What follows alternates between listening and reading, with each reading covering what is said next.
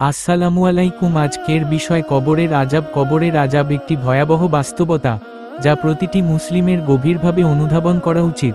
দুনিয়ার জীবন ক্ষণস্থায়ী, আর আখিরাতের অনন্ত জীবনের প্রথম ধাপ হল কবর। কবরের জীবন যেমন শান্তির হতে পারে, তেমনি হতে পারে চরম আযাবের। কবরের আযাব কেন হয়?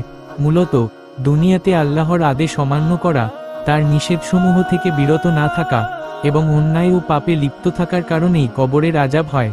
কিছু প্রধান কারণ: ১ নাম্বার, শিরক ও বিদআত, আল্লাহর সাথে কাউকে শরিক করা এবং তার দিনে নতুন কিছু সংযোজন করা। ২ নাম্বার, সালাত ত্যাগ, ইচ্ছাকৃতভাবে সালাত আদায় না করা বা অবহেলা করা। ৩ নাম্বার, জাকাত ও সিয়ামের অবহেলা, জাকাত না দেওয়া এবং রমজানের সিয়াম পালন না করা। ৪ নাম্বার, হারাম উপার্জন ও ভোগ, সুদ, ঘুষ, চুরি ও জবরদখল সহ সকল প্রকার হারাম উপার্জনে লিপ্ত থাকা।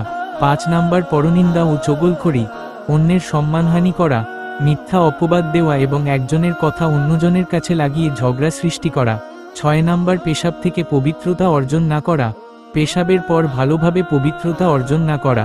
৭ নাম্বার, জুলুম ও অন্যায়, অন্যের প্রতি অবিচার করা, হক নষ্ট করা এবং দুর্বলদের উপর অত্যাচার করা।